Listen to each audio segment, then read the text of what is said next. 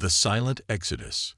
The Grand Assembly Hall of Nexus Station glittered with the artificial light of 1,000 stars, its crystalline dome arching over representatives from across the galactic spiral.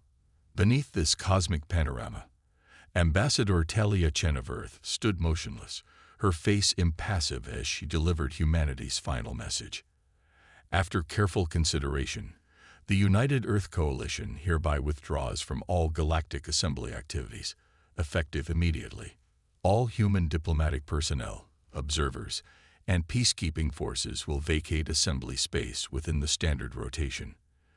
This decision is non-negotiable. First Prime Scavorn of the Estrine Collective, who served as Assembly chairbeing, stared at Chen with all four of his eyes blinking rapidly in succession, a sign of extreme distress among his species. Ambassador Chen, this announcement comes without warning. Surely there must be room for discussion. His voice carried the melodic trill of his people, but there was an unmistakable tremor beneath. Chen's expression remained unchanged. The Assembly has had 23 standard years of discussions, First Prime. Humanity's concerns have been documented in over 400 formal petitions. We have nothing more to say. She turned and walked from the chamber, her footsteps echoing in the stunned silence. Behind her, the Assembly erupted into chaos. In the private chambers of the Assembly Leadership Council, urgent conversations descended into accusations within hours. Representatives from 17 of the most powerful civilizations in known space argued over what had caused humanity's withdrawal, and more importantly, what it meant for galactic stability. The humans are being dramatic, declared Ambassador Trelk of the Vorgoth Empire, his scaled skin flushing purple with irritation. They'll return when they realize how this impacts their trade agreements. I wouldn't be so certain, countered Eloran Derry, the Tulaxian diplomat whose species had worked most closely with humans. Earth has been systematically reducing its dependencies on Assembly resources for the past decade. Their colonies in the Tau-CD system have quadrupled agricultural production. Their mining operations in the asteroid belts of Procyon have stockpiled rare minerals. This wasn't an impulsive decision. First Prime Scavorn tapped a sequence on the holographic interface before him, bringing up a galactic map highlighted with pulsing red indicators. These are conflict zones where human peacekeepers were stationed. Already, we're receiving reports of truce violations in 6 systems. The Morrigan dispute in the Cygnus Arm, dormant for 15 years under human mediation, had reignited with orbital bombardments. The centuries-old territorial standoff between the Drex Consortium and the Helio Alliance was showing signs of military mobilization. The fragile ecosystem protections in the Vega Corridor, enforced primarily through human environmental core, were already being violated by resource extraction ships. How did we become so dependent on one species? Asked Ambassador Quan of the Solari Dominion, their bioluminescent patterns flashing with concern. No one answered immediately. The uncomfortable truth hung in the recycled air of the chamber. Humanity had become integral to galactic stability, not through overwhelming force or technological superiority, but through persistence, compromise, and a unique talent for making different species see common ground. 3 days after the announcement, all human embassies across Assembly space stood empty. Diplomatic compounds were left immaculate but devoid of personnel. The extensive network of human peacekeeping vessels had withdrawn to Earth-controlled space. Communication channels remained open but unanswered. On Nexus Station, the Assembly's headquarters, Security Director Mara Katri, one of the last humans to depart, handed control codes to her Indari second-in-command, Commander Vesh. I don't understand, Vesh said, his tentacles twisting in agitation. Why now? What changed? Katri looked at her colleague of 7 years with genuine regret. Nothing changed, Vesh. That's the problem. The Assembly hasn't changed despite everything we've shown them. The Outer Rim exploitation, Vesh asked quietly. That. The refusal to sanction the Grath hegemony for slave trading. The blocked investigations into Proxima refineries poisoning entire worlds. Katri's voice remained level, but her eyes hardened. The Assembly talks about peace while allowing atrocities because the perpetrators have economic leverage. Humanity can no longer be complicit. As Chatri departed, Vesh reviewed security footage from the previous month. He found recordings of Ambassador Chen presenting evidence of Outer Rim exploitation to the Assembly Economics Council. The council had voted to form an investigative committee, the diplomatic equivalent of shelving the issue permanently. By the end of the first week, the consequences of humanity's absence had begun to cascade through galactic systems. The galactic credit suffered its worst devaluation in 70 years. 3 separate peacekeeping missions collapsed without human mediation. 17 trade disputes escalated to military standoffs. In response, the Assembly convened an emergency session. First Prime Skivorn addressed over 900 representatives. His usual confidence noticeably diminished. "We face an unprecedented situation," he began. "While we respect Earth's sovereignty and right to political independence, the abrupt nature of their withdrawal has created dangerous instability. I propose we dispatch a high-level delegation to Sol System 2. "They won't receive them," interrupted Elder Shan of the Arcturus Combine, rising from his seat. The ancient diplomat, whose species had been among the first to encounter humans, rarely spoke in general sessions. The chamber fell silent. "Humanity warned us," Shan continued, his voice carrying easily despite his age. "Not with threats, but with appeals to conscience. When they discovered the biosphere collapses on Vega II, they didn't demand sanctions. They asked for rehabilitation funding. When they uncovered evidence of forced labor in the Rigel mines, they proposed reformed labor standards, not punitive measures." The elder activated his console, and the chamber's central hologram displayed years of human diplomatic communications. Each of these represents a moral crisis that humans brought to our attention. Each time, this assembly chose profit over principle, stability over justice. Humans don't think like most of us. Their moral outrage has finally overcome their diplomatic patience. As the second week without human participation began, Assembly intelligence reported unusual activities in Earth-controlled space. Enormous construction projects had accelerated across the Sol system. Long-dormant defense platforms around Mars had activated. Earth's considerable merchant fleet was being retrofitted with unknown technologies. Massive energy signatures suggested either weapons testing or breakthrough propulsion systems. The Assembly Defense Council convened in their secure bunker beneath Nexus Station. General Vrax of the Palladian Guard presented the latest surveillance. "We're detecting quantum communication bursts between all human settlements, but our best analysts can't decode them.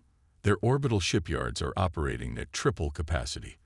And most concerning of all, they've activated something on their moon that's generating gravitational distortions visible from 3 systems away."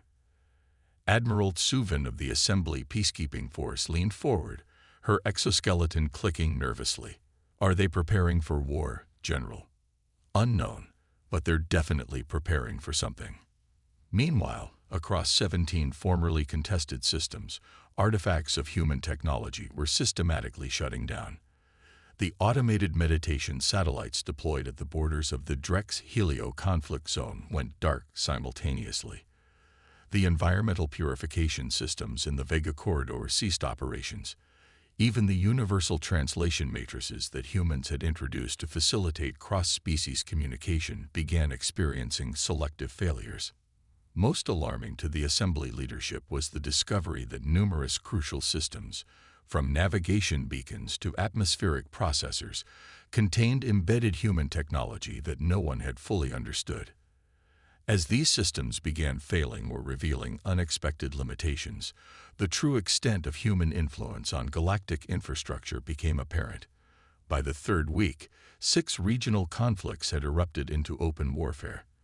The Assembly's peacekeeping forces, stretched beyond capacity, could barely contain the violence in critical systems, let alone address the spreading instability throughout the galaxy.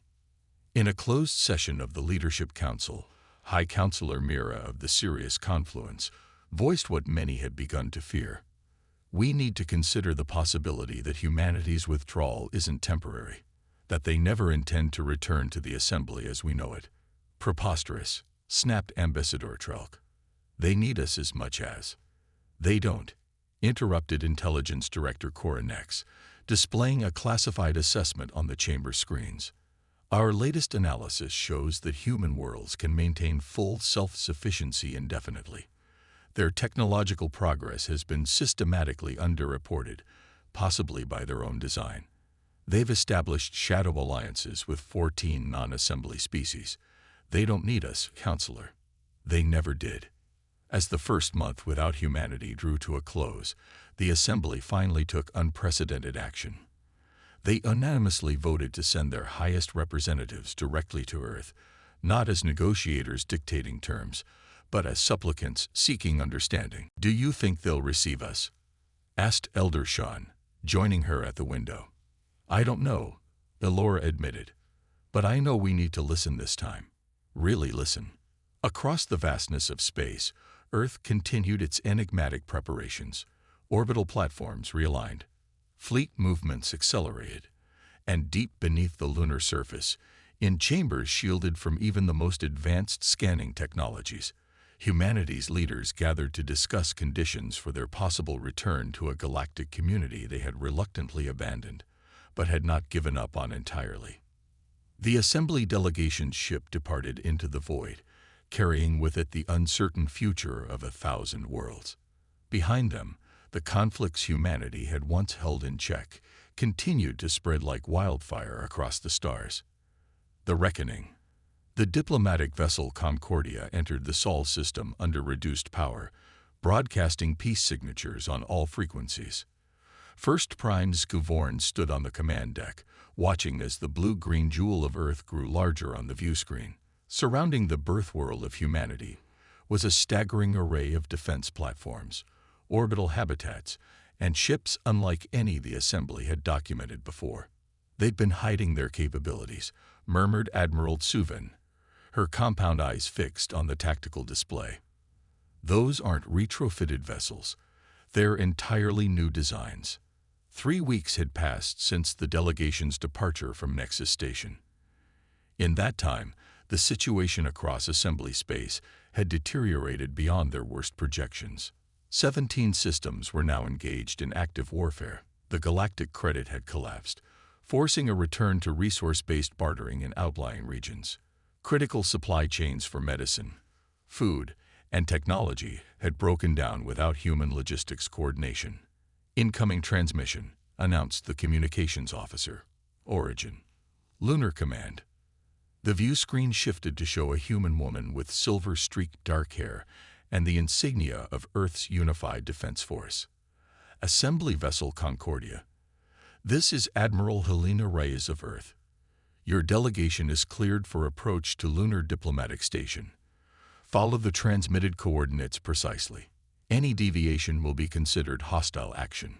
Before Scuvorn could respond, the transmission ended. "Not the warmest welcome," observed Elder Sean.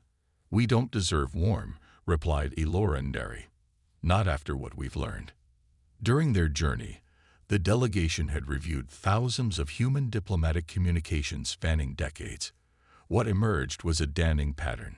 Humans had repeatedly warned the Assembly about exploitation, corruption, and injustice, only to be ignored or placated with empty promises. Worse, several Assembly powers had actively conspired to keep humanity occupied with mediation duties while continuing their exploitative practices elsewhere. The docking procedure at Lunar Diplomatic Station proceeded with military precision. When the delegation finally disembarked, they were escorted to a conference chamber carved directly into the lunar bedrock. The walls displayed real-time holographic images of Earth rotating peacefully above. After a calculated 30-minute wait, the doors opened to admit 5 humans led by a man with dark skin and penetrating eyes. "I am Director Jamal Kwan, Earth's Security Council chairperson," he announced without preamble. "You've traveled a long way, First Prime. What does the Assembly want?" Scuvorn had prepared an eloquent speech about galactic unity and mutual dependence. Looking at Kwan's impassive face, He discarded it for brutal honesty. We need humanity to return to the assembly. Without your mediators, peacekeepers, and diplomats, the galactic community is falling apart. Quan's expression didn't change. That community tolerated slave labor, ecological devastation, and systematic exploitation of weaker species. Why should humanity rejoin an organization that contradicts our most fundamental values? Because we're finally ready to change, interjected Ilorandari, stepping forward. Your withdrawal has forced us to confront uncomfortable truths. The assembly was built on compromise, but too often, we compromised on principles that should have been inviolable. For the next 12 hours, the delegation presented their case. They acknowledged past failures, detailed the current crisis, and proposed substantial reforms to assembly governance. Throughout, the human representatives listened without revealing their thoughts.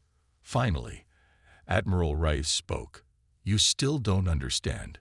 We didn't leave to punish you or to force concessions. We left because continued participation made us complicit in injustice. Then help us build something better, urged Elder Shan. In my 1,000 years, I've never seen the assembly truly unified until now. Unified by the crisis of your absence. Quan exchanged glances with his colleagues before responding. We will consider your proposals. Return to your vessel. You'll have our answer within 1 standard day. As the delegation waited aboard the Concordia, they received continuing reports of escalating crisis. The Helio Alliance had deployed forbidden antimatter weapons against Drex colonies. The atmospheric processors on 3 worlds in the Vega corridor had failed completely, forcing emergency evacuations. The Cygnus arm was now effectively a war zone. Even if Earth agrees to return, it may be too late. Admiral Suvin said grimly. Perhaps that's part of the lesson they're teaching us, replied Elder Shan. Some damage cannot be undone. Some choices have permanent consequences. 20 hours later, they were summoned back to the lunar facility. This time, the conference room held not just the 5 officials from before, but dozens of human representatives from colonies, academic institutions, and independent organizations. Director Quan addressed the delegation directly. We've reached a decision. Humanity will not rejoin the assembly as it currently exists. Before the delegates could protest, he continued. Instead, we propose the formation of a new interstellar body, one with explicit moral principles and enforcement mechanisms against exploitation and injustice. We call it the Galactic Covenant. Admiral Rice activated a holographic display showing a detailed organizational structure. The Covenant would differ from the Assembly in key ways. First, all member species would have equal representation regardless of economic power. Second, verified violations of sentient rights would trigger automatic sanctions. Third, peacekeeping forces would operate under transparent oversight. You're asking us to dissolve a 1,000-year-old institution, said Ambassador Trelk incredulously. We're offering you a choice, Quan corrected. Continue with an assembly that is already collapsing, or help build something better. Earth will commit its full diplomatic, peacekeeping, and humanitarian resources to the Covenant. We will help stabilize the current crisis and rebuild damaged systems, but only under this new framework. The delegation requested a private conference. For 3 hours, they debated furiously. Some, like Trelk, argued that capitulating to human demands would set a dangerous precedent. Others, including Elora and Elder Shan, insisted that the proposal represented the Assembly's best hope for survival. When they returned, First Prime Skivorn delivered their response. We cannot unilaterally dissolve the Assembly, but we can bring your proposal before the full membership as our urgent recommendation. Given the circumstances, I believe it will receive favorable consideration. That's not enough, stated Quan firmly. We need concrete commitments from each major power represented here before Earth will intervene in the current crisis. What followed was 16 hours of the most intense diplomacy in galactic history. One by one, the representatives of major galactic civilizations pledged support for the proposed covenant, some enthusiastically, others with clear reluctance. Each commitment was recorded and transmitted instantly across human communications networks. Finally, only the Vorgoth Empire remained uncommitted. Ambassador Trulk's scales had darkened to deep indigo, a sign of extreme stress in his species. "The traditions and sovereignty of the Vorgoth are non-negotiable," he insisted. "We cannot submit to these terms." Admiral Rise looked at him steadily. "The Vorgoth economy depends on shipments through the Arcturus Gateway. With or without the assembly, Earth controls access to that route. Your choice is not between sovereignty and submission, Ambassador. It's between adaptation and isolation." After a tense silence, Trulk gave a formal gesture of concession. "The Empire will consider membership in this covenant, pending review of its final structure." Within hours of the delegation's agreement, human ships began deploying across conflict zones. Unlike the minimal peacekeeping vessels of the past, these were advanced warships with capabilities that startled even the Assembly's military observers. They moved with impossible speed, neutralizing weapons platforms without destroying them, and establishing no-fly zones with overwhelming technological superiority. Simultaneously, human relief ships appeared in systems suffering from resource shortages, environmental collapse, or refugee crisis. The message was clear. Humanity had always possessed the capacity to enforce peace. They had simply chosen diplomacy instead. Over the following weeks, Earth unveiled technological capabilities that astounded the galactic community. Quantum communication systems that rendered distance irrelevant. Environmental restoration technology that could reverse centuries of damage. Energy generation methods that made resource wars obsolete. "You had all of this," First Prime Skivorn said to Director Quan during the formal signing of the Galactic Covenant Charter on Nexus Station. "Why hide it?" "Because the Assembly wasn't ready," Quan replied simply. "These technologies in the wrong hands would have accelerated exploitation, not ended it. We needed to be certain of shared values before sharing our full capabilities." The transition from Assembly to Covenant was not smooth. 17 systems rejected the new organization outright. 3 major powers attempted to form a rival coalition. But as human technology and assistance flowed to Covenant members, the economic and security benefits became impossible to ignore.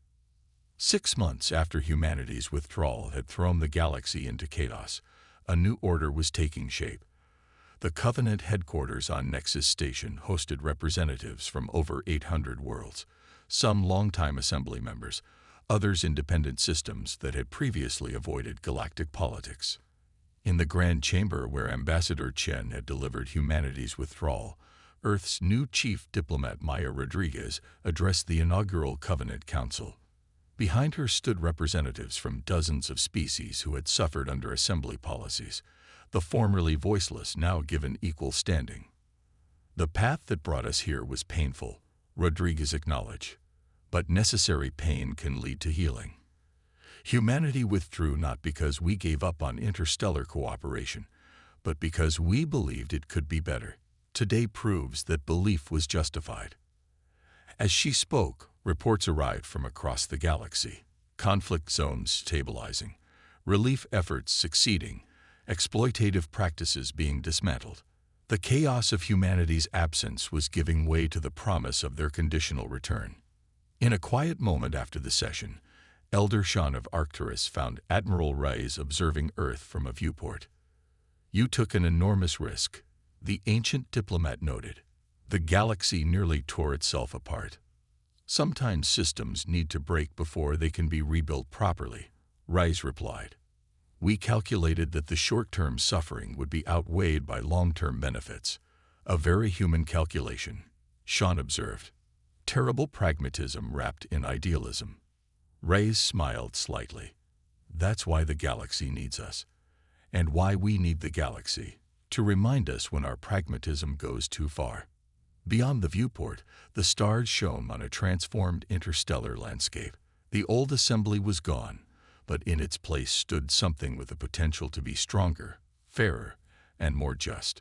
It had taken humanity's absence to demonstrate their true value to the galactic community, not as peacekeepers or mediators, but as the conscience of the stars.